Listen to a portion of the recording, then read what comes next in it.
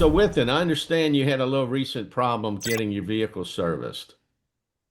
Yeah, these dealerships have amazing websites and they have all this infrastructure and everything. And I'm a cranky old guy that says that computers have not improved since 1998. And it was just re-proven to me this past week when I tried to get my Chevrolet in for service. Well, what So happened? I went on the website for a dealership. We're not going to mention it. And I hit the call button because I'm an old fashioned guy. Like I said, I just wanted to talk to a human being. And of course, I get this call may be recorded for training purposes. Hold on and we'll deliver you to the service department. And then silence. I'm going, okay, no hold music, no nothing. And it went on for quite a while. So I just put the thing on speaker and went back to work. And then when I looked over about 5 minutes later, the phone was just sitting there and it had gone back to its lock screen because something or someone had hung up on me without making a peep. So I called back, same message. This might be recorded. I don't know what, I guess they were recording me breathing or something. So again, nothing. The call never went anywhere. And so I said, well, this is crap. So I went on and hit the make a service appointment button. It didn't work. It brought me to a screen where I couldn't choose a date or a time. And it didn't prompt me for anything. I don't know whether I was supposed to change to a different month or a different location or claim I owned a different car. But after it took the make, model, and year of my car, the it froze up and wouldn't go anywhere. I couldn't hit the submit button. It didn't tell me why I couldn't hit the submit button. And I have no idea whatever happened. So I found a different phone number that it served up. I think it was at the bottom of that thing. Call here if you have problems submitting an appointment. So I called that phone number and it was for an insurance company. And I thought, You gotta be kidding. That's insane. am I being pranked? I mean, what is going on here?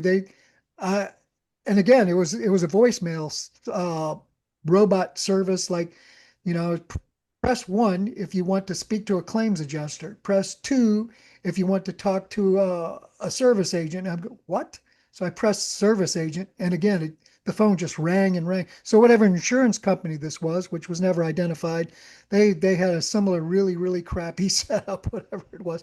But the phone number that was on the service page at the bottom where you're supposed to be able to set an appointment, which you could not, was either incorrect or changed or something. So I thought, I've misdialed this number, surely. So I sat there and wrote it down again from the page, which wouldn't let me submit my appointment. Carefully dialed each number, watched it, held it up, compared it to the screen, click, press one if you want a claims adjuster. I was Yeah. offered Well, yeah. roadside assistance from an insurance company. And again, the number wouldn't connect me to a human being anyway. So I just abandoned that, expanded the search on the dealership where I was, because as you know, I'm kind of out here in the boonies. Went north instead of south, we'll just say, and clicked the number on the screen, which dials it through my phone and projects it through the screen of my computer. And hello, this is service at so and so. Can you hold a minute? And then 10 seconds later, hello, this is so and so with service at so and so. What can I do for you? I go, well, crap, this is a whole lot better already. Yeah. So I was able to make an appointment and bring my vehicle in the next morning. Well, it sounds like the first dealership that you went to obviously is losing a boatload of business because, customers don't have that kind of patience like you did or you tried to have. And then obviously, when was the last time that website was updated? Because obviously that phone number down at the bottom, somebody else has acquired, especially if it's a I have toll-free no number. idea. Yeah. Yeah. And Yeah, then there were toll-free numbers. So I dialed the direct local number for that same southernmost dealership. And again, there was my phone call got dumped once I pressed the two for service and it hmm. went and then got dumped off. Yeah. So, again, that's one of these adages, dealers have absolutely no idea in some cases what their customers are being put through in order to purchase a vehicle or get service done at their vehicle. And, the thing that they need to try to figure out is, what their customers are going through. So try to get a car serviced through your website. Try to purchase a car through your website and see what comes up. So obviously, this guy hasn't audited any of the programs or services that are being offered through that dealership. And I'm sure that's not an isolated thing. And again, in this day and age, it's customers, they don't have the patience. They want instant gratification. They want to be able to click a button, schedule a service appointment, or submit a lead and have somebody get back to them at their convenience to help them in the purchase of their new vehicle or used Yep. vehicle. And it's not like I'm computer illiterate, but you know, maybe it's a generational thing. Maybe you're supposed to do the Macarena and then the submit button works or something. I have no Yeah. idea. I don't know. When you typed in the age of that Cobalt, maybe that scared them. Uh,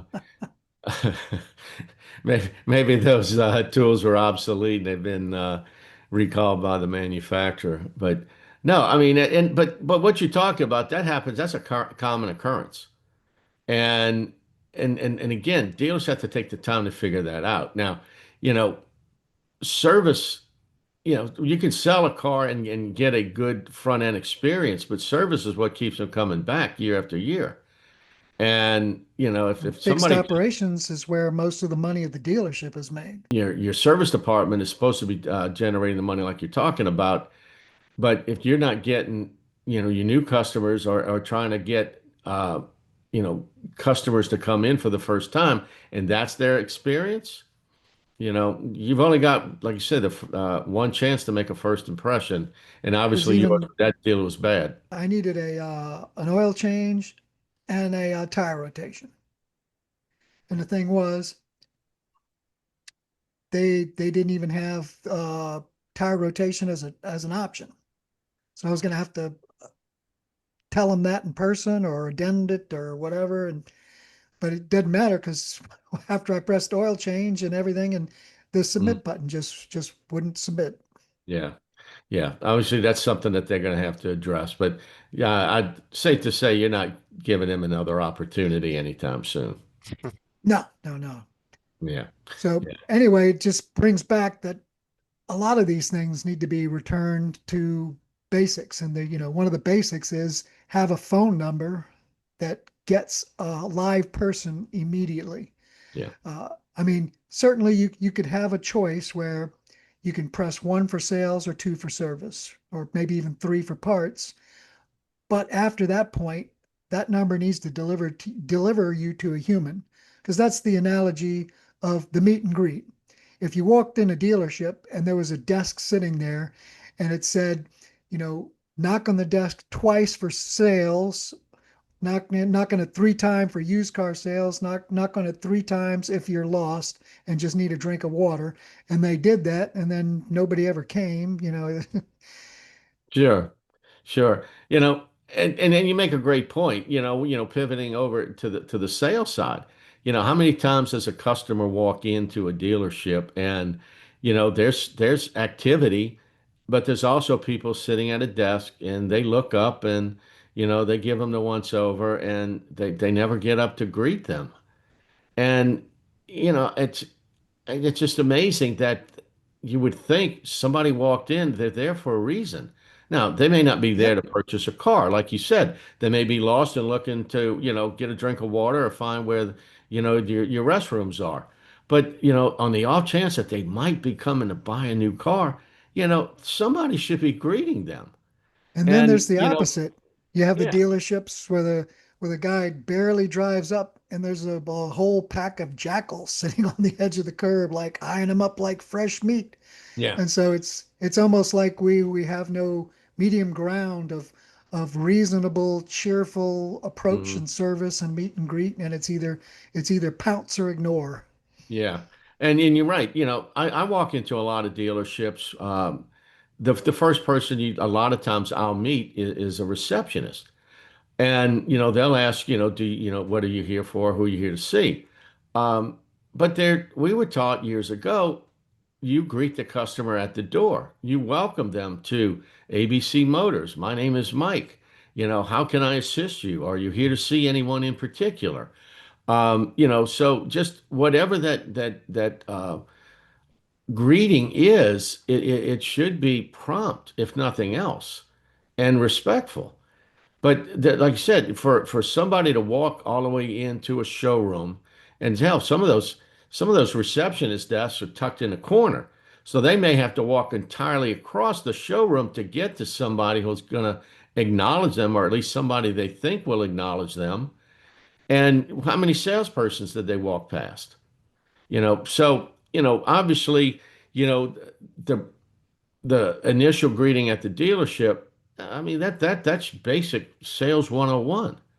But yet a lot of folks they just, I don't know, take it for granted. And uh, Customer service 101, really. well, exactly. Regardless of the business, I've got folks that I follow, and they're that they talk about the experience, especially for young women coming into a dealership. It's a predominantly male-oriented uh, business, and a lot of A women walk little bit in. still. It's getting a lot better. I mean, there's a lot more women in authority, owners, general managers, and that's a good thing. I mean, 30 years ago, it seemed like, the good old boys were doing everything they could to keep the ladies out of the business. Did you Uh, ever meet Donna Johnson when she was in the business? Yeah, Donna was a great advocate, and Donna, I don't know if she's still in the business, but Donna is a great representative. I mean, I remember a lady that worked for Sonic many years ago, Carolyn Cross, and she was a general manager over one of the largest Chevrolet stores in their organization and in the country. And, for her to achieve that status 20 years ago, what she had to have gone through to get to that point, I mean, kudos to her. Yep. But she, like many others, paved the way for so many folks. I mean, I know when I go talk and I meet with folks at conferences, most of the BDC and internet directors are women. And a lot of the women now are, like I said, they're general managers, they're dealer principals, they're owner operators. Yep. And that was rare 30 years ago when we Yeah. broke. Donna Johnson started in the 70s over Yeah. at, I think it was Gentili Dodge. Hmm. I mean, and she was a firecracker. I mean, especially back then, you had to have a totally, completely different level to operate as a woman in that business. Yeah. And thankfully that's changing. So, the thing, and getting back to the point we were talking about before, you know, women feel intimidated, but they've had the ability to dictate, more than 50% of the purchasing decisions. And, whether it's them on their own purchasing, or as, a couple coming in to make a decision, we've known that's been a problem with the way ladies are treated when they come in. I mean, you look at some of the old Johnson Automotive commercials with, Grady the Badger, and some of the anecdotes that he did was, insulting the woman coming in, and you know, she's looking to buy an SUV, and the first question he asks is, well, when you're ready to bring your husband, come on. And she's like, just looking at him, and it was so sexist. But that was the effect of it is, come here, you won't be badgered. It's still today, but the dealers that are successful, they understand the influence that women have not only in the purchasing decision, but and I have a good friend, her name is Katie Morris, and she wrote a book called Custom Her Experience. And the whole idea is, women may not say something when they walk in and they're insulted, they just don't come back. And they tell Well, all that's their friends everybody. don't bother to come back there.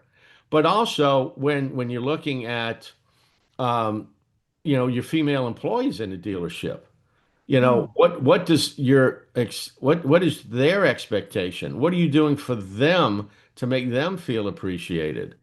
And I was at a seminar that Katie was presenting, and there's a room full of general managers, and I said, go in your women's room and see what it looks like, and just think of whether your wife or your mother's walks in there, and how would they feel? Well, And do it when you're closed, hopefully.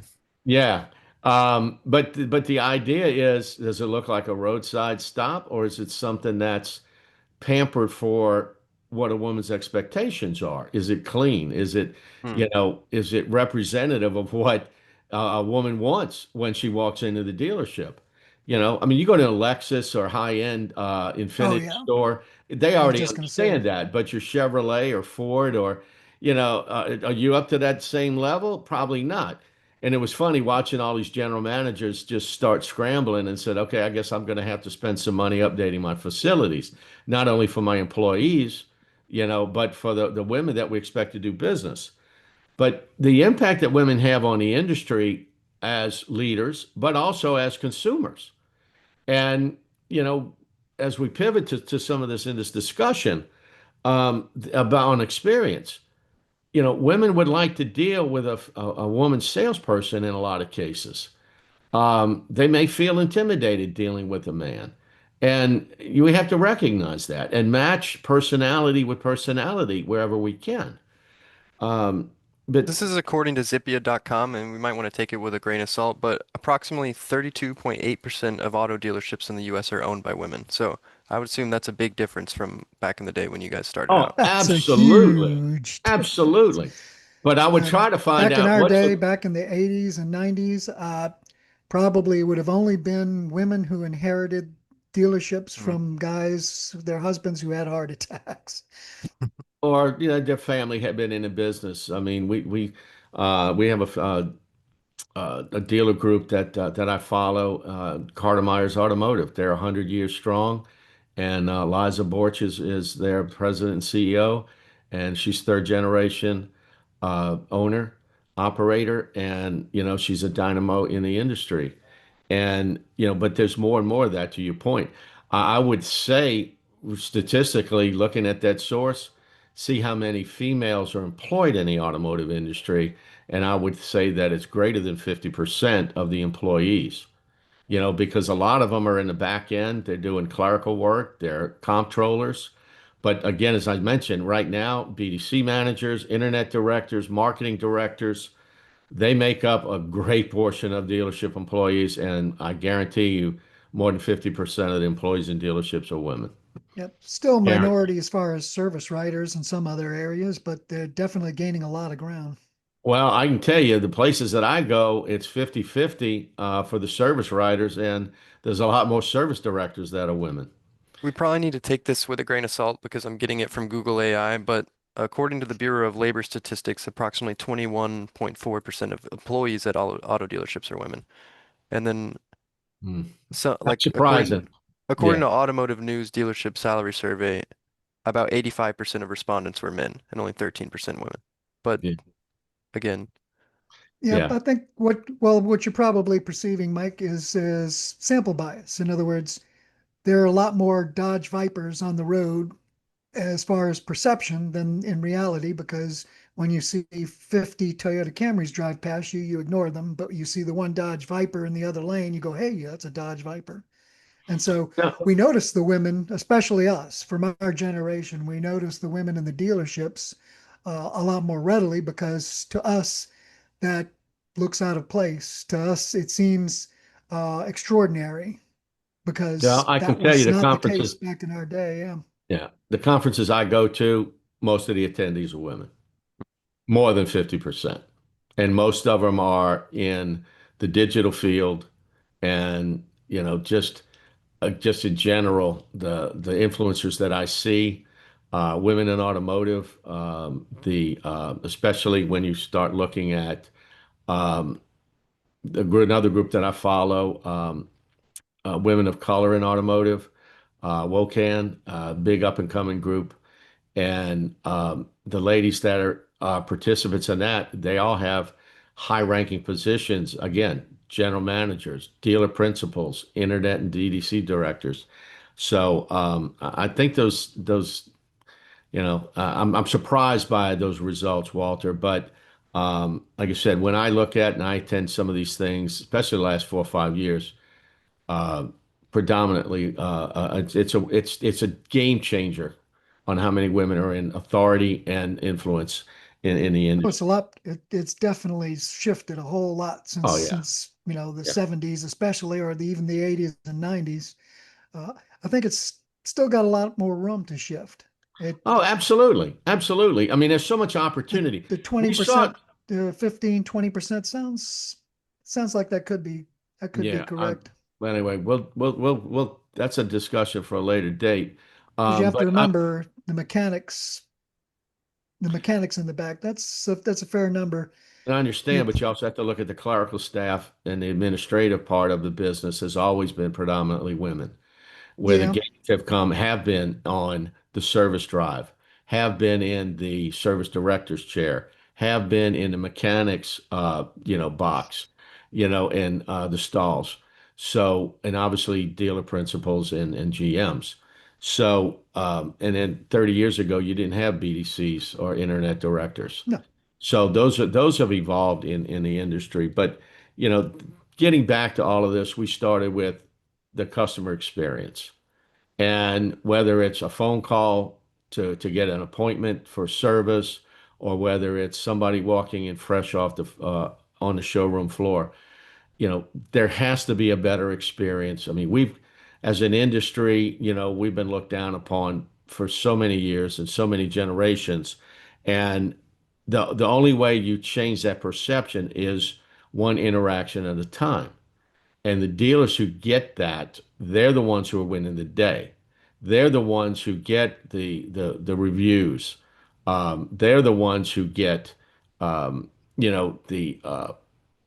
4-star reviews or the 5-star reviews, the yeah. referrals, et cetera, et cetera. Going back to basics, and I mean, that's something that we want to really cover. We're going to start today a little bit. We want to cover returning to the customer journey, or how we used to call it, the 10 steps on the road to the sale. And one of the most overlooked ones is the first, the meet and greet, like we're talking, being ignored in the dealership, being pounced on, being, just left to your own resources, having to wander around and ask people, do you work here? And so the first step on the road to the sale from the beginning used to be the meet and the greet. And it used to be the one that turned the entire tide, because it's where the whole thing started and where the entire first initial contact was the first contact. And so the meet and the greet can build instant trust, or it can build instant distaste with somebody. But it has to be about an introduction of yourself and the store and even the product. And so one of the things that you need to do before you start meeting and greeting customers in the dealership, whether they're service customers or whether they're sales customers, is to do some research and put some background to what you're going to say to the customer. Yeah. First of all, you have to have something personal, not scripted, but about yourself. Like, I'm with him. I've sold cars since 1987. My grandfather sold Buicks and Chevrolets since 1937. Whatever it A is, little something about, anecdote, yeah, just yeah. something that made Mhm. you stand out. I can remember a guy I worked with years ago. He was an Irish guy, big barrel-chested guy, and he had a green clover on his lapel. And he says, "I'm the world's largest leprechaun." And that was his tagline. Okay. And so everybody knew. He says, "Yeah, I'm here to see the guy. I can't remember his name, but the world's largest leprechaun. Where is he?" Okay. So even if your name wasn't memorable, and obviously Within is a memorable name, we'll give you that. It's just what is your tag? And you make a great point. It needs to be not scripted, but rehearsed. And that's where the training comes in. And I don't know about you. I mean, I had training when I first went out on the sales floor, But a lot of folks today, they don't get that. And to your point, that first step is so critical. Yep. I mean, haven't you ever seen a new salesperson walk up to a customer like they just lost a bet? I mean, you used to sit around the group and are you going to get them? Or I don't know, are you going to get them? Or it's like it's almost like they don't want a chance to sell a car, or they don't like people, or both. And so, one of the things that can really alleviate that is if you prepare yourself. Another thing to have, other than to be able to put yourself out there uniquely and with a little information, is to put your store out there with little information. Like so and so Chrysler used to be so and so Chrysler Plymouth because we've been around since 1968. And Mhm. just something little like that can help tell the customer the story and put the customer at ease and let them know, well, this dealership won't disappear next week. Maybe if I buy a car here, I'll be able to get service.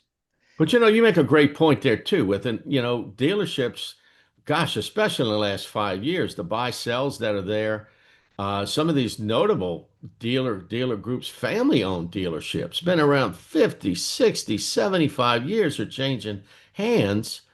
Yep. And, the But customer it could may still have be the same dealership. the same brick and mortar, but it's different people there, and it's a different philosophy, maybe a different way of doing business than what you used to.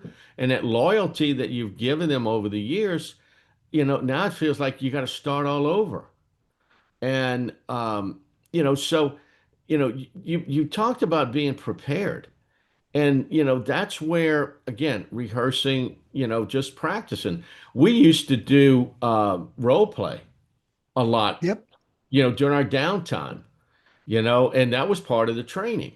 And we And take green peas to other dealerships, quietly, so they could see how it had worked at other dealerships, and we could discuss, what they did right and what they did wrong. right. And so learning and rehearsing is not a bad thing. It just makes you better at your craft. And, if we want to be thought of in this industry as professionals, we have to do things like professionals, the proper attire, you know, uh, the proper, just the basics. You walk up with a sandwich in your hand, you're drinking a Coke, and you're saying, "Hey, how can I help you?" Not the really best first impression to make with somebody, right? You know, um, if you're greeting that customer, male, female. I mean, I know when I was first started, they said if it's a man and a woman walk in together, you shake the lady's hand first. You address her to make sure she feels like you're paying attention to her because in a lot of places she's not. And you talked about that earlier. We were just going to talk to the husband, right? No, everybody's involved in the decision, and we know the women, they're going to be involved with making that decision more than 50% of the time. So, the car may be for her, and you jump and Yep. assume it's for him. If there's a No, you 12-year-old just boy lost there, it. You just lost yeah. it. She's not buying anything from it. You couldn't give her a car. Okay. It's funny the dynamic, you see the lady there with that purse and you ignore her. She's getting a tighter grip around that purse, I promise you. She's not letting go of it, okay? And it's just basics. But what I used to love was when they come in with the kids. So I'd greet mama, I'd shake dad's hand, and I'd shake each and every one of those little kids because guess what? They're going to help me sell a car, Yep. okay? Or they're going to sabotage selling of a car. That's exactly right. That's exactly right. You know, I say, here's $1. You okay? Look, help me out here, kid. But no, but you got to have fun. And the thing about it is, uh, people hate going to a dealership because they've had a bad experience. It doesn't have to be that way. But And it the turns into sale, projection, because why do you think those salespeople dread going up to those people? Because yeah. they're projecting the person's antipathy on them, and they projects back and forth, and it becomes a fight before anyone's even said anything at all. Well, everybody's got their force field, that barrier, okay? And it's all about lowering that barrier and that shield. But that's where the conversation comes in. What brings you in today? Are you here to see anybody in particular? I noticed you drove up in X. Are you looking to replace X? the car's going to be for my son. He's going off to college. Great. Where's he going to school? You just start flowing with a conversation. And, you know, Grant Cardone used to say all the time, sympathy, empathy, caring, and understanding. It shouldn't be something that we memorize. It should be just part of a general conversation with somebody we meet for the first time. But too much of it's scripted. Too much of it is canned. And it's But not it a does one have to be size, prepared, yeah, and it's not a because one that's what size makes you more approach. comfortable. Yeah. It's all And about making, another part of preparing for the meet and greet is you should talk to the service manager. Ask yeah, him, what sets his service department out. Maybe they have a president's award. yeah. Maybe they have a very high rate of satisfaction. Maybe they have a very low rate of return. Whatever it is, and you can project that out at the meet and the greet. Welcome to so and so Toyota. We have the region's lowest return rate in our service department. The service manager always wants me to tell people that because he's very proud of it. Mhm. Yeah. Yeah. I mean, the awards, the accolades, a lot of times they're on display. I know a lot of times when with them we would do that usually after the sale. But I think you make a real good point. I think if that's brought up earlier in the journey, and introducing them, I mean, you could be walking to your desk or you could be walking into the lot to show them, and you go past the service department and you say, "Here's our award-winning service department. We've been presidential award winner for the last 5 years running." I would Uh, absolutely do that early. yeah. And so, but again, those little steps, a lot of times, subtle as they are, you don't realize the impact they could have. And a lot of folks just don't do them. And you know, when you're talking about the conversation, it needs to be natural. And what you're doing is you're asking leading questions, but you're leading to find out what it is they came there for. Who's going to use the car? What purpose are you going to use it? Is it to commute? Or is it for travel? Are you going to be pulling a camper or a boat? Don't jump ahead to qualifying yet, Mike. Well, but no, I know we jumped from but meet and greet, only lasts a short time. And then you go right into the it's not the qualifying, and because that's got such a negative connotation. Yeah, people It's misunderstand qualifying. exactly it's the interview process where you're trying to find out their wants, needs, and desires. Yep, And not their beacon score. well, that's not when you come up with that. I mean, the beacon scores comes up so much later. But it's to having the conversation about, who's the vehicle for? What are you going to use it for? Is it for commuting? What kind of distance are you going? So now you're figuring, okay, I need something that's going to be fuel efficient, going back and forth to work. It's going to be Durable. for my wife, and it needs to be able to carry 6 kids, etc. Okay, now I'm not showing them every car in the lineup. I'm narrowing the field so that I can make suggestions to that consumer. They may come in looking for a particular vehicle, but based on what they're telling you, you may say, that sounds good, but would you be open to looking at something else that may be a better fit? I like to ask during qualifying, I got two favorite questions. Uh, what did you like best about your present car? Because I mean, if they've got a present car and there's something they really like about it, and the car I show them does not have that, I, I'm already working uphill. It ain't working. It's not going to be a good option. Now, It's not. if their You're right. present car has heated seats and that's the wife's favorite feature, and I show them something with cloth seats that don't have heaters on it, You've been oh, talking to my wife because that's a qualifier for her. yeah, Okay. mine too. And yeah, because I mean, Where we live, it shouldn't be, but yeah. Well, I mean, but we travel, and you take a 10-hour ride from New Orleans to Orlando, there needs to be comfort, and those are some of her must-haves. And you can't assume that, you know what their wants, needs, and desires are. It only comes from asking pointed questions, their driving habits, their needs, what are they yep. looking to get out of it? If it's someone who, if you're buying it, for one of your The children's gone to college. There may be some qualifiers that they have. It's got to be under a certain price point. It's got to have this kind of safety record. And it may not be based on something they currently own. So, the questions are based on what again, that's why, being at the front door, you see what they drive up in.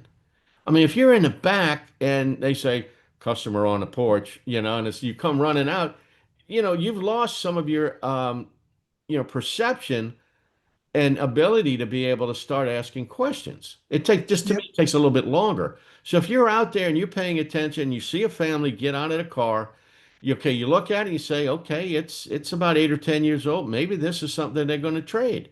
You put that in the back of your head, um, and you But talk without about making it. any assumptions. Exactly. Excuse me. Uh, But People are afraid to ask the question about what they like about their car because they're in their head somehow they're going, if I ask them what they like about the car, they're going to say, "Oh, I love the car. It's the best car I've ever had. What am I doing here? Never mind. I'm leaving now." well, the But other then question I like to ask was, what didn't you like about the car? exactly. And that they're afraid to ask that because then they're afraid they're putting down the old car. But there's a reason that they're either replacing it or adding to it or whatever. Absolutely. And And there are diplomatic ways that you can ask that. Like, well, you can just ask, is there something about your present car that doesn't meet a need and that's why you're looking? And it could just be, well, Great there's open-ended only question. there's Great only one open-ended of them. question. Yeah, there's only one of them. We need another car. Yeah. So Oh then yeah, you yeah. The then you go family's a whole bunch expanding. more. Right. Yep. No, I mean, and these are great examples because the conversation and the art, and it is an art, okay? And the salespeople who have been at it for a while, they practice every day on just doing their craft. And it is a craft. If you want to be Yep. considered a professional, you have to put in the time as a craft. And I know when I go out Practice, and I do trainings for preparation. Advanta-STAR, part of what I talk to them is a room full of salespeople. I said, you need to be as prepared to do business with your customers as they are prepared to do business with you. The customer starts looking 6 months out. Okay? Unless they had to replace a vehicle due to an accident or a service issue, okay? They're starting to look 6 months out for their new car. So the salesperson, what are they doing to prepare for business each and every day? Are they keeping up with the trends in the industry, et cetera? If that customer walks in and says, "Hey, I want an electric vehicle for my wife," and you don't know the first thing about the EVs that's sitting there on the showroom, the sales manager is going to grab somebody who does. So you can't Yep. let yourself get to that point where you're not putting in the effort and you're just winging it. You know, you have to put in the time and the effort. And, Right. product knowledge is a part of it. We talked about, again, meet and greet, and we're going into the Well, qualifying, on if product you will, of the knowledge interview. and meet and greet, let's jump back for a minute. Yeah. So the part of the preparation is to think about how you're going to present and sell yourself and introduce yourself to the customers. Another part is to think and prepare and research how you're going to introduce the customer to your dealership. But another part that we don't think about is a soft foreshadowing about independent vehicle comparisons. Because if you are a client of Advanta-STAR, if you have access to, the most in-depth third-party independent vehicle comparisons, well then there's going to be times during the 10 steps on the road to the sale, the customer journey, where you're going to either want to or need to use them. And at the first step at meet and greet, if you can foreshadow this and build it into their expectations, then it'll be more readily acceptable if and when you do need to use the vehicle comparisons that Advanta-STAR provides to its clients. Can you And give us an so example of how we would do that with him? you just weave it right into the conversation when you're doing the meet and greet. And along with telling them, we're a President's Choice dealership in the service department. We've been here since 1967, And one little thing we do here to help our customers is we use a third-party research service that pulls in data from trusted sources, things like safety scores, EPA ratings, manufacturer's specs. So if you happen to be comparing other vehicles later on, we can Mhm. show you some side by sides that might make your decision a little bit easier and more informed. Yeah, and to that point, in some of the training that I do is, maybe a little more, not quite as subtle as that, is when you, especially if you've had the opportunity to make an appointment for that customer when they're coming in. And, that 'cause if you're prepared, you know what they're looking for in general, and you've got a couple of suggestions that you're going to make. But the idea is to work Advanta-STAR into your road to the sale.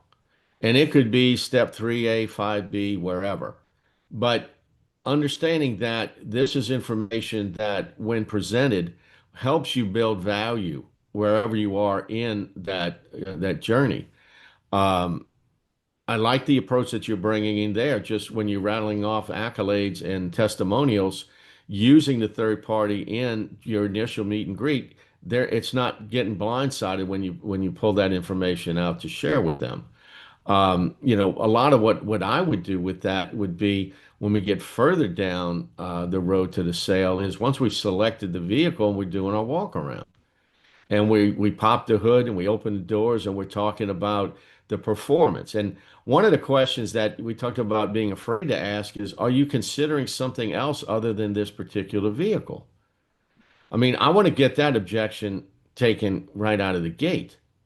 If I know I'm competing against another vehicle, I want to be prepared so that I've got enough ammunition to say where my virtues and advantages are over that competitor. So if I pop Right, the hood and to exactly. say, hey, the engine is more horsepower and torque than the vehicle you said you were considering, or it's got more space inside according to EPA, and it's got a larger, trunk according to the dimensions that we have side by side through our sources from both OEMs. So introducing it at different points in the journey, I think is critical. And then, you go through all of the steps. Once you've done a really good walk around, you've done a good feature benefit advantage presentation of the vehicle, you're doing a test drive, you're talking about the same way. You're introducing these advantages while you're out on the road and you've got them behind the wheel and you're throwing these things out to them, you're building value so that when you sit down in the dealership and you say, is this the vehicle that you want? Is this the one you want to own today? Oh no, I'm not sure this is what I want. Well, tell me why this wouldn't be. What did I miss? And well, does it have this? Well, yeah, let me reassure you. It's got some of these things maybe that you didn't think about or we didn't get the chance to cover. But if there's some objections, if you've got that Advanta-STAR printout on your desk and you've done your recap of all of those things you talked about when you did your walk around, your feature benefit advantage presentation, your demo drive, if you need help, you leave it on the table. Why don't you take a look at the rest of these things? We didn't get a chance to talk. Let me go check with the manager. There may be some special incentives today that we can offer you that I'm not aware of. Give me a few minutes. So what are you And doing? again, You're keeping them yeah, engaged in the right. conversation. They're not sitting there saying, gee, honey, you really think we can afford this? Okay. And because there's nothing in there that can hurt you. It's all designed to build value in the product wherever the journey leads you. So when you walk in there, a lot of times, and I think with it, we talked about this on one of our earlier broadcasts. They're sitting there and saying, okay, we're sold. Where do we sign? Great. Does it happen every time? We wish, but the more times you bring this in, if it's part of your protocol, if it's part of your journey as a salesperson, it's going to help you more than it won't. That's for sure. Yep. So just to recap for managers, especially that are watching the podcast, a four-step takeaway for the week: have your salespeople role play the meet and greet, daily if possible. But might as well. It's better than watching weird TikToks all day. Keep it fun, keep it natural with them. Number two, coach the personal introductions. help every team member own their own story about themselves and what they're going to say about themselves, how they're going to feel about the meet and greet, because they'll have something personal to introduce about themselves to the new customers. Number three, train the staff with dealership highlights. The sales and service managers should collaborate together to put together, you know, a list of bullet points, go-to lines about benefits, legacy, awards, different things that make you an outlier and put you above other local dealerships or even dealerships, further down the road that sell the same make that you do. And again, train them if you're an Advanta-STAR client to introduce the idea of the research tool early so that you're telegraphing to the customer, we're here to help you. Before you leave, I'd like to give you a bunch of third-party information that'll help you make a decision. I'll give you a bunch of information on our car and stuff that'll help you compare them to other vehicles like them. Hopefully the idea being that build enough trust starting early on, they won't leave, or at least they won't leave without one of your cars. Yeah. Yeah, the whole idea of building value through, the competitive information that we provide. But, we also have the tool through our advanced research, or what we call our super brochure. You've got customers that they've already decided they want that Toyota Camry. It's just whether they're going to buy from you or one of the other 4 or 5 or more retailers in your market. And so that tool evolved because we had a lot of folks that said, man, we love your great information on a competitive basis, but what do we do with the customers that walk in? They're already sold. Well, what you're doing is with the super brochure is you're reinforcing why they came to buy that particular brand. But it also, by providing that resource information, you're building value on why they need to buy from you. Okay. I mean, think about it like this. A customer sends an information request to 5 dealers, and your response is different because you asked the question, are you comparing this to any other vehicles? Okay. If they say yes, you send them a comparison tool, competitive comparison, comparing your vehicle to another one. Or you send the super brochure, which reinforces their decision on its particular brand. Gives Which all the one of those benefits. five, yeah, which one of those 5 dealers you think they're going to show up at? They're coming to you. Another, yep, another great use for the advanced research is when you're doing your walk around and your demonstration drive. They give you lots of features to touch on, along with the relevant benefit to that customer. Yeah. The other thing about this super brochure is it's a great training tool. Okay, because I mean, product knowledge. I mean, I'm a products knowledge guy, just like you are, Within. And the more you know, the better you're going to be, and the more repetition you do with it. But if a lot of times in sales meetings, are they talking about product? You want to focus on, again, we're talking about Toyota. So let's say Toyota Camry. Well, these are the new benefits. This is with the new hybrid model that we have for 2025. Here's 10 bullet points on what every customer ought to know about the new 2025 Camry. And you're putting together some of the 2026 information, right? Yeah, I'm putting together. In fact, they completely redesigned the Hyundai Palisade, Yeah. and And there's going to be a brand new 2.5 turbo hybrid with over 300 horsepower and great fuel mileage. So, yeah. And that's the beauty of Advanta-STAR is because you need us every year because the models change. Your models change every year. And if they don't, your competition does. So the advantages you have this model year, you may not have next year carry over. I mean, we've seen that time and time again, right?